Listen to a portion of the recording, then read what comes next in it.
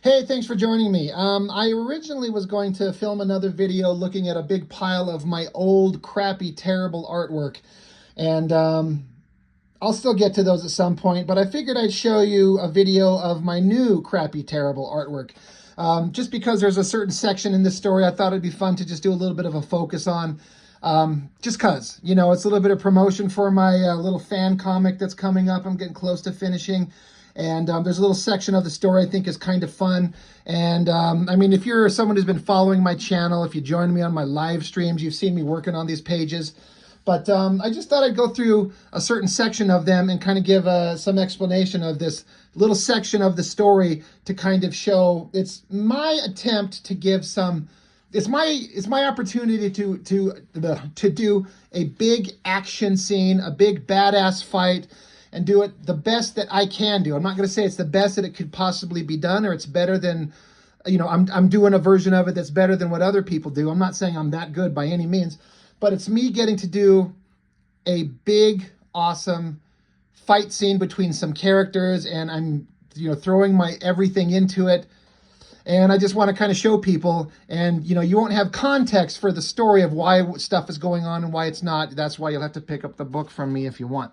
But anyway, the basic context is that there's this whole team of these Masters of the Universe characters. I probably should mention, I'm doing a Masters of the Universe fan comic. And I've been working on it forever, and I'm something like between 70 and 80 pages into volume 6. And there's a specific storyline portion here at the end that I wanted to show. But basically, there's the team of heroes starting, like, this is like the group of them going off to the final battle. So you got He-Man, She-Ra, Strongarm, Trapjaw, Jitsu, Fisto. This is Teela, reborn as the Sorceress. And then this is a new character by the name of Eve. And so they're all going off to do this, to the big final battle, to take on the final, it's the main battle at the end of everything. So several pages later, without needing to get into the context of how and why, there's this evil witch, this character here, Shadow Weaver. She had kidnapped a baby and was going to execute it because she needed the blood of an innocent to open a portal to hell. And so the team went there, and the previous pages that I'm not going to show here just because for time, they got the baby out of her hand, but not before she scratched the baby with a knife and got a drop of its blood, which was just enough to open the portal to hell. They don't know that yet, but the heroes gave the baby to Fisto, who's the leader of this team of former villains. So it's Fisto, Trapjaw, Strongarm, and Jitsu. And they say, hey, you guys get this infant out of here. So it's He-Man, She-Ra, Teela, and Eve, this newer character that who cares? It doesn't matter who she is. Buy the book, you'll see. Get the kid out here. We're going to take on the evil witch. So the evil witch, she's gathering herself back together, and then she's got a secret weapon that comes from the shadows. Now, we've seen this character already kind of introduced in previous pages. This is not a surprise, but this is where this character who's been itching to get into the fight gets his moment. It's Beastman. Now, in my Masters of the Universe fan comic here, this is volume 6 I'm working on. Volumes 1 through 5 are 80 to 90 pages minimum, and there's 5 others. He was killed on like page 3 of book 1. But then Shadow Weaver has brought him back from the afterlife, and he's like an undead creature, though we don't exactly know what his limits are. But I've just made him into like he's more furry, like he's got hair. He's more like a Beastman rather than like just wearing like that weird harness over his shoulders and wearing spiky things on his arms. It's just basically him without all that extra costuming shit. He's basically running around naked. He's a big furry monster with claws. And there was a scene in the previous book where Shadow Weaver coated his fingertip claws in this sharp metal so he can shred things with those claws, which is an important point coming up. But Beastman shows up. He's a raging monster, and He-Man himself, he's like, I'll take care of Beastman. You girls handle Shadow Weaver. Stop her from whatever she's going to do. So Beastman charges into the battle.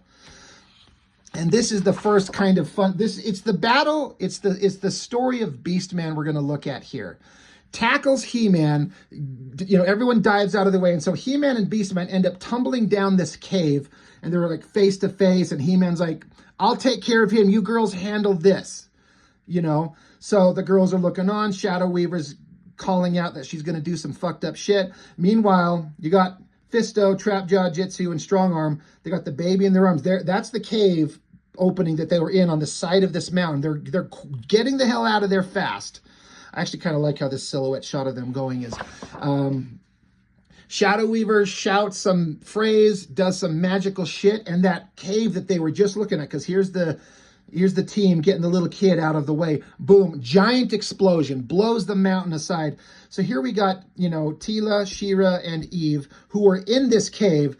Teela has put a force field around them to protect them from all the exploding rock and rubble. That's how they survive. And He-Man and Beastman, they're getting flung away. There's He-Man, there's Beastman, just blown away in the rubble. So the girls are like, holy Jesus Christ. So anyway, Beastman and He-Man, they're picking themselves up. Well, He-Man's picking himself up. There's rock and stone and rubble and smoke and debris. Beastman's ready to go.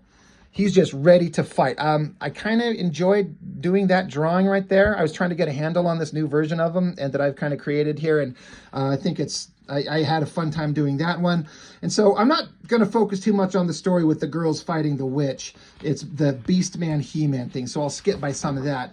But that story continues as they continue their battle. And, you know, so Shadow Weaver tackles Teela. They tackle each other and they fly off. So now they've got something to do. So now it's She-Ra and Eve. And they're like, what the hell? She was talking about opening a portal to hell. What is this going to be? So there's like 4 different story points going on. There's Fisto and his team getting the kid to safety. There's He-Man and Beastman fighting. There's Teela and Shadow Weaver off fighting. And then there's She-Ra and Eve at the portal where they were supposed to be a portal to hell being opened up. So we're jumping back and forth between scenes. So we come to Beastman just slashing at He-Man, cutting across his face, an angry look on Beastman. So He-Man slams back with a powerful punch, blood flinging from Beastman's face. So Beastman charges and starts shredding. And this is one of those ones, I was having fun. I had some moments where my pen was throwing down. I was using a Hunt 102.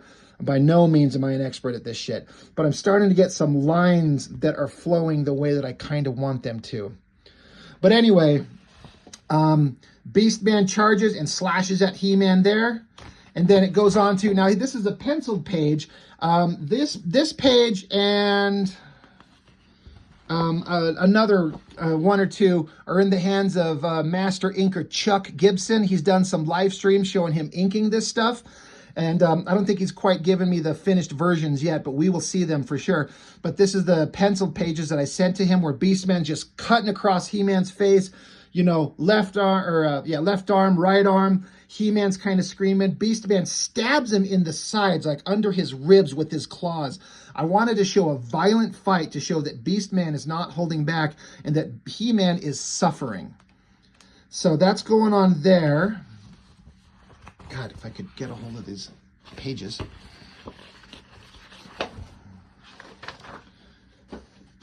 So then Beastman slashes across He-Man's face there again. So He-Man grabs Beastman's wrist and snaps his arm back at the elbow, getting a bone protruding out. This is He-Man putting up a fight. Because He-Man is the classic hero. He's not trying to kill anybody, which plays into the story. Snaps Beastman's arm and then punches him across the face. So Beastman's sitting over here with his like arm shattered in like at the elbow joint with a bone sticking out. He-Man's just holding his bloody guts together. And so Beastman, I probably could have portrayed this better, but the dialogue will help sell it. But he basically flips his arm back into place, and the snapped bone is immediately fixed because he's been resurrected from the afterlife. He's like an undead, unkillable monster. And you can see, I'm showing that the tips of his claws are coated in this metal. And so Beastman's like, you're going to have to do better than that to stop me, He-Man. So Beastman comes charging at him. Beastman jumps on the back of He-Man, grabs his sword of power and tosses it away, throws it away. so that he doesn't have his sword, and then he slashes across his back, ripping apart his battle harness that He-Man wears. It's not that this thing exactly gives him protection, but in the original cartoon, he said that this harness was forged of korodite, if I remember correctly, from the sorceress, which adds to his power. So you cut that off, and the little protection it gave is gone, but also it will diminish his power. So Beastman gets rid of his sword, cuts his harness off. He-Man turns around and just punches Beastman right in the face. Bam! And this is a panel I enjoyed drawing and come out. I hate to say I'm proud of myself or I like it, because very rarely am I, and there's always something I could have done better. But I kind of like this shot of his arm, the look of desperation on his face, the blood splatter, Beastman flying back. So Beastman's sitting over here and he's like, still not good enough, He-Man. Why won't you really fight back? Beastman knows that He-Man's strength is basically limitless. If He-Man wanted to, he could rip Beastman into pieces.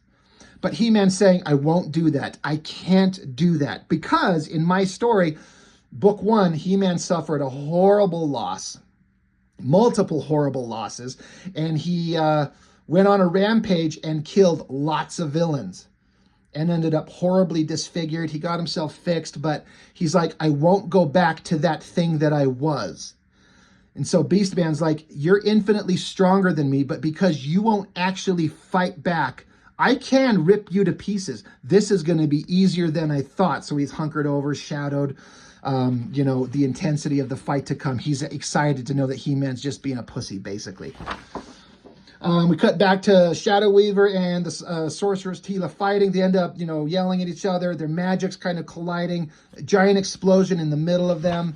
And so it sends Shadow Weaver flying one way, Sorceress Teela flying the other way. She smacks up against a giant boulder and knocks herself unconscious. So they're both down, but Sorceress Teela's got the one with all the power of Grayskull. They need her, but Shadow Weaver distracted her, and now Teela's knocked out. So we cut back to the hole that was blown into the ground. So we got Eve and She-Ra looking at this magical kind of wafting energy pouring out of it. And they're like, what the fuck is going on? What is this? So Eve is like, oh my God, I can sense it. Something's coming. Something horrible is about to happen. And then boom, giant explosion. Here's the little figures of She-Ra and Eve down here. Giant skeleton demon monster from hell. It's Skeletor resurrected from hell. He's got the ram horns, kind of similarly to that Havoc staff that he would carry. And of course, the snake motif. He's a demon from hell, and he's been brought back. This is who Shadow Weaver was bringing back from the afterlife. And it's supposed to be a very, very horrible thing. So, Demon Skeletor cackles, looks on, looks down to see these two little minor beings there to oppose him. Anyway, back to the Beastman He-Man story. Slashing at He-Man, stabbing him in the guts, lots of blood everywhere. You could see tears and blood falling off He-Man. This shot of Beastman just ripping his hands up, blood and guts everywhere. He's just ripping He-Man to pieces. Meanwhile, off in the distance, you know, Fisto carrying the child. They're all trying to get this kid back to this village, back to its parents. And in the distance, they see this. There was an explosion. There's energy because it's way off in the distance where the demon Skeletor has been resurrected. They don't know what's going on. They're like, Jesus Christ, what's going on? Jitsu. Now, this is a character that was only ever in the animated series one time. Once. And he was ridiculous. They never even called him by name. He just has a big, giant right hand. He does like samurai chop, or, you know, martial arts chop. It's really stupid. So I eliminated the giant hand portion, and he's just a martial artist, badass. He was a bad guy. He's joined Fisto's team as reformed villains, and he senses something. We don't know what it is, so he runs off. And so Trapjaw's like, well, where the fuck is he going? Fisto's like, I don't know. I don't know, but he's made a choice. He's going to do something. We got to get this kid to safety, so let him go do whatever he's going to do. Jitsu's sensing something. I'm trying to also give Jitsu his due. Make him at least an interesting character for once. Again, I've never read any extended lore of the comics of anything that's ever been done with him, so I'm trying to make him into something interesting because he was basically a blank slate. Anyway, back with Demon Skeletor shooting down at She-Ra and Eve. They blast back. The demon Skeletor just cackles. And we see that behind him, the dialogue will explain this, is that the portal to hell he came out of, it's still open, and horrible things are about to erupt out of this portal to hell. So Eve, who's a witch, a magician, she flies into the air and starts casting this energy down into the pit to hold it shut until they can come up with some way to stop whatever the hell is about to come out. So She-Ra herself has to face the giant demon Skeletor. Demon Skeletor kind of, travels around, blasts at Eve, and she's like, holy shit, I can't keep the portal to hell shut and stop him or withstand him. She's like, She-Ra, holy shit, help me. So She-Ra jumps into battle, punches him right in the fucking face. I kind of like this drawing of She-Ra that I did. It's kind of sexy. I try not to show up shots under her skirt, but sometimes she's jumping and is flailing and we get a nice hip shot. So sue me. Could be worse. Anyway, back to the focus of the story. Beastman continues ripping apart He-Man. Just blood everywhere, shredding his back, shredding his front. He-Man just on the ground, blood pouring for him, and Beastman's just like, this is actually disappointing. I mean, this is everything I wanted, but I expected a better fight from you, Adam. I'm going to just end you right now and be done with this and move on. You're nothing. It's time to kill you, He-Man. Big close-up of Beastman's face as he's like, I'm going to enjoy this. Excuse me. But in the background, Jitsu appears. Beastman looks, and Jitsu's standing here looking kind of powerful and ominous.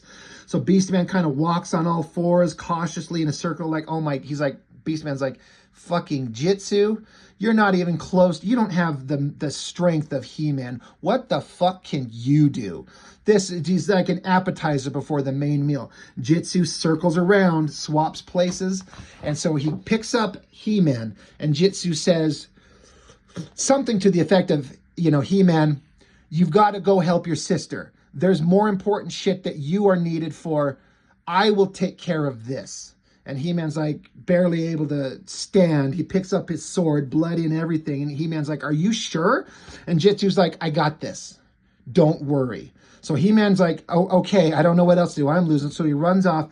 And so now something that I haven't mentioned, it's been already introduced in the comic story, but Jitsu has a silver clasp on his wrist. And it's like the kind of passive version of this weapon that he was given by the sorceress Teela.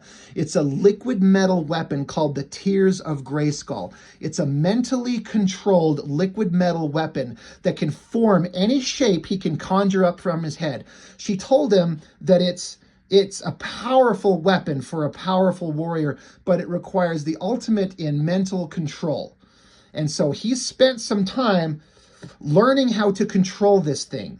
And this is the first time he gets to use it in operation. He gets to deploy this weapon. So I tried to illustrate the liquid metal swirling around his hand, pouring over it, glinting and shimmering.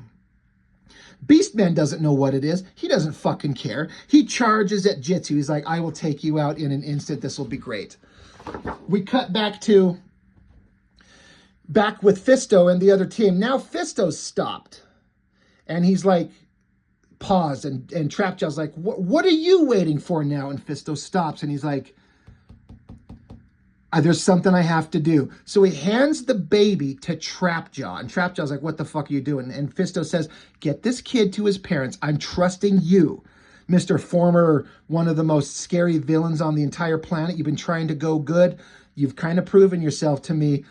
I'm putting this infant into your care. I'm trusting you and Strongarm to get this kid back. Give me your jetpack. So Fisto takes it off him, and Trapjaw's like, what, are you going back for?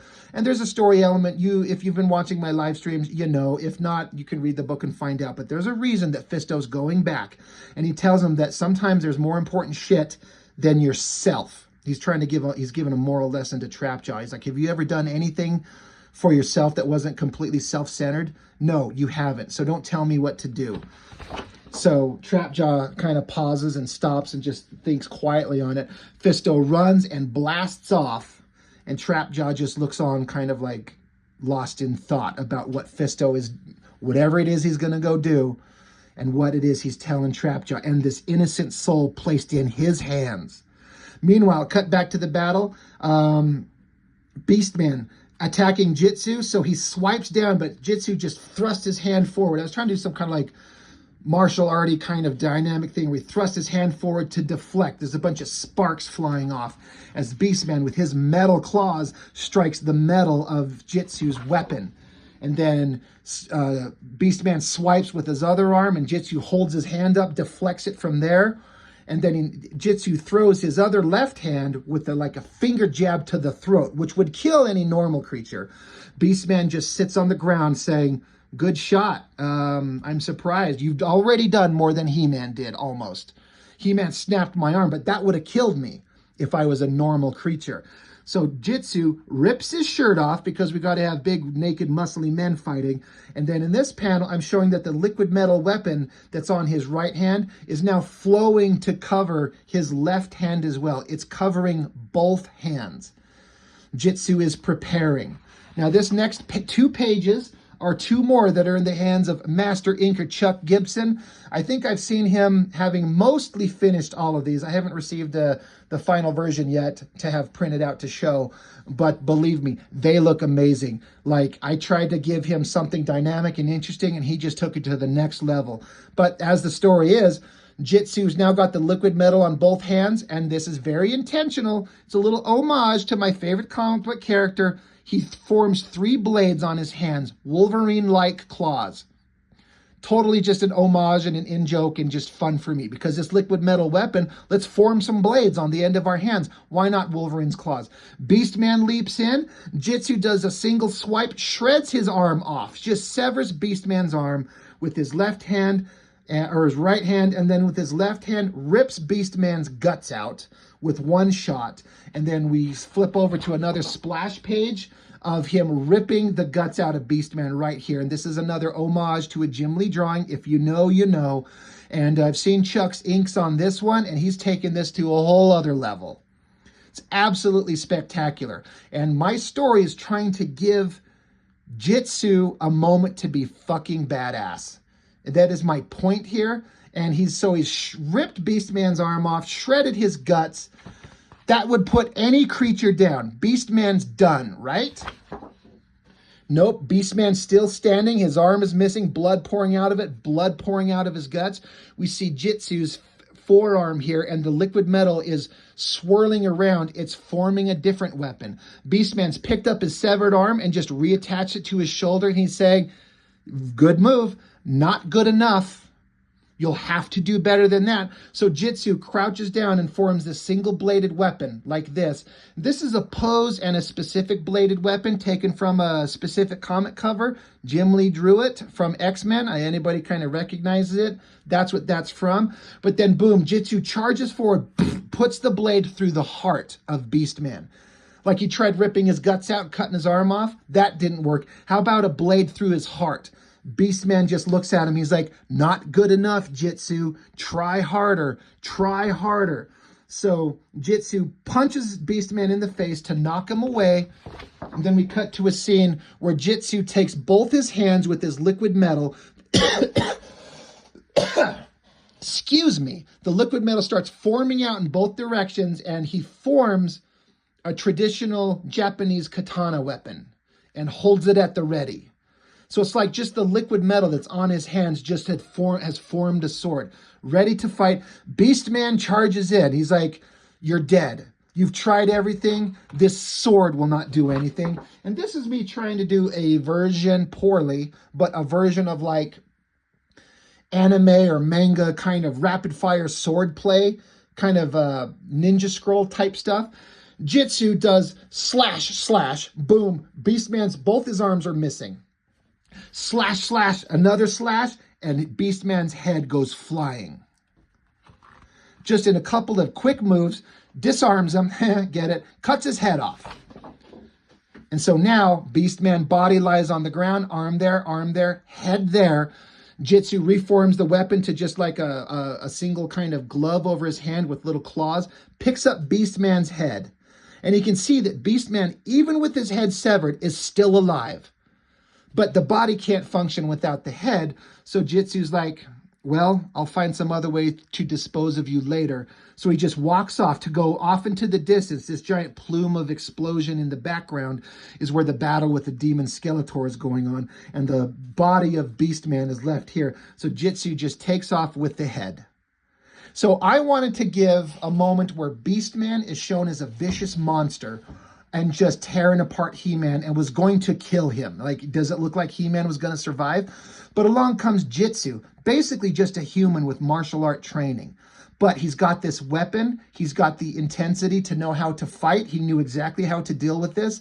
And with a few, he never once did Jitsu get a single claw mark on him.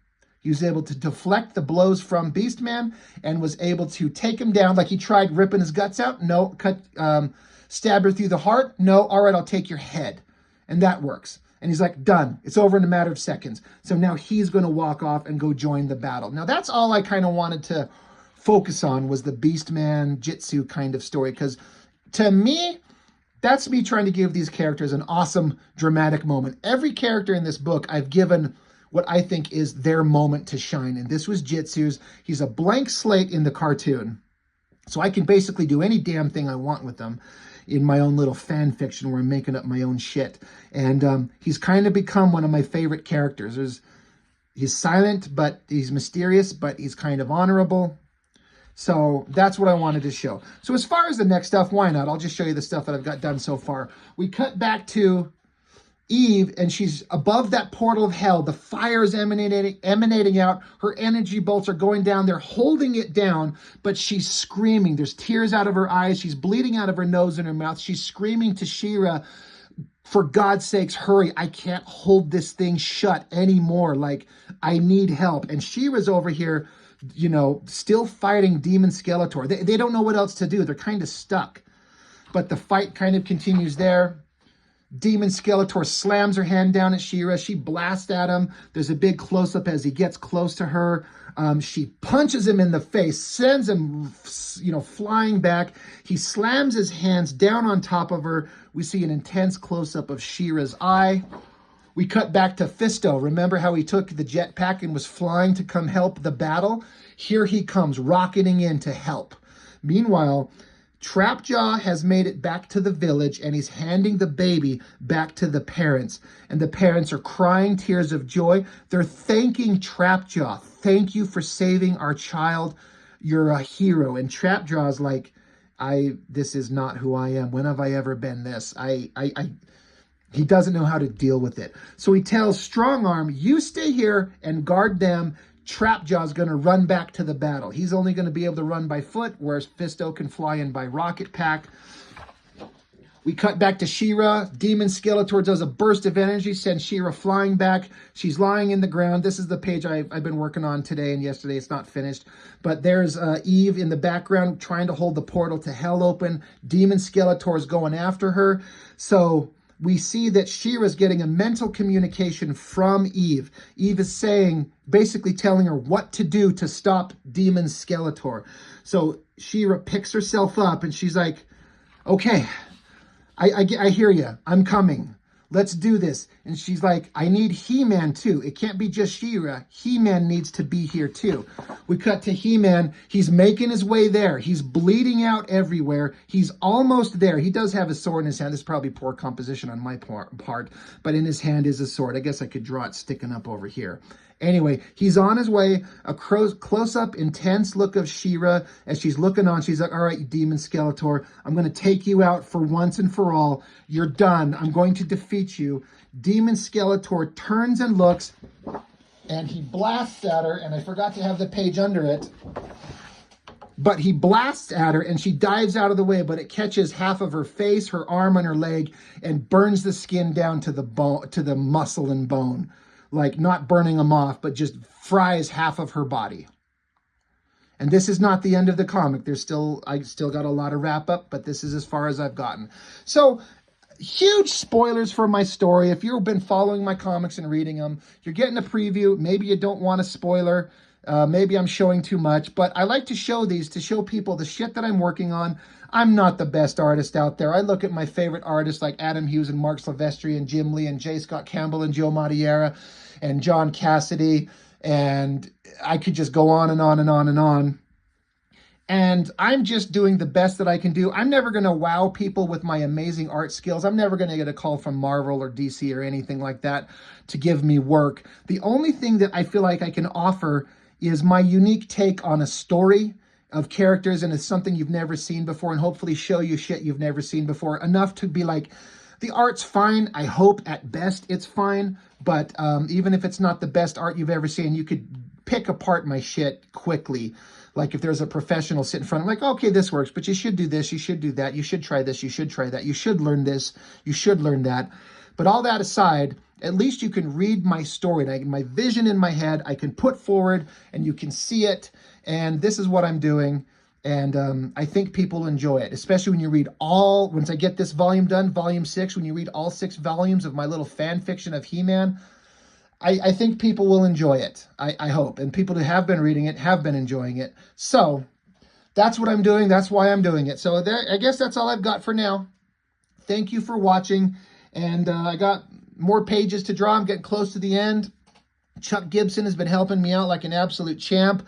I've got some more awesome pages I'll be sending to him to work on when he's ready. And I can't wait to get this book done and in people's hands and be like, hey, read my fan fiction. I think it's pretty interesting. Give it a shot. So anyway, that's all. That's all I've got for now. Thank you for watching. I appreciate it. I'll see you next time.